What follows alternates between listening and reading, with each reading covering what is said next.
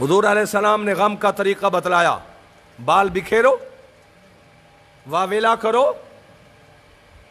اپنے منہ پر تماچے مارو۔ بخاری شریف کی روایت ہے، میں نے اس کے اندر بھی حوالہ دیا ہے،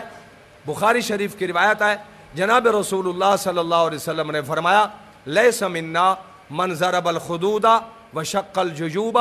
ودعا بدعوی الجاہلیہ، تم میں سے جس نے اپنے ابے کی وفات پر، ابے نے فوت ہونا ہے، کئیوں کے ابے چلے گئے، کئی بڑھاپے میں ہیں، بیماریوں میں ہیں، اللہ صحت عطا فرمائے، لیکن موت ہے کہ نہیں ہے؟ بولو،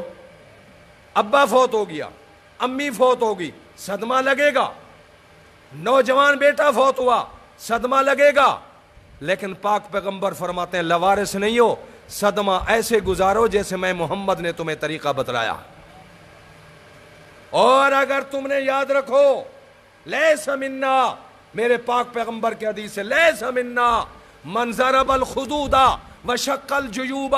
اگر تم نے ابے کے صدمے پر، موت کے صدمے پر اپنے چہرے پر ہاتھ مارا، اپنے سینے پر ہاتھ مارا، وشق الجیوب، اگر اپنے گریبان کو تم نے پھاڑ ڈالا، ودعا بدعوی الجاہلیہ، جاہلیت والے آوازیں نکالے، اللہ کی قسم محمد عربی فرماتے ہیں تمہارے سامنے قرآن تھا، محمد کی نصیحت تھی، صحابہ کا عمل تھا، ظالمہ تم نے کسی کی پرواہ نہیں کی، اب جاؤ، تم نے منہ پر تھپڑ مارا ہے، تم نے سینے پر ہاتھ مارا ہے، تم نے گریبان چاک کیا ہے، اور تم نے جاہلیت والے آوازیں نکالے ہیں، میں نے تمہارا نام اپنی امت کی فہرست سے بھی نکال دیا ہے۔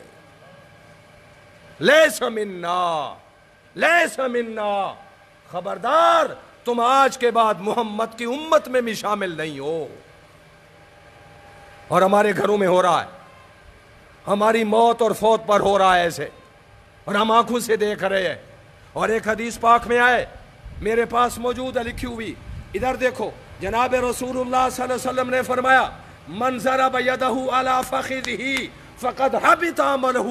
اگر کسی نے موت کے صدمے میں ایک دفعہ ہاتھ اٹھا کر اپنی ران پر یوں مار لیا، میں محمد اعلان کرتا ہوں رب کا قانون ہے پچھلی ساری زندگی کی نیکیاں برباد ہو گئیں۔ جس نے ایک دفعہ ہاتھ اپنی ران پر مارا۔ ہمارے یہاں فوتگیاں ہوں تو عورتیں کیا کر رہی ہوتی ہیں، اور ہم دیکھ رہے ہوتے ہیں۔ اس لیے میرے بزرگوں،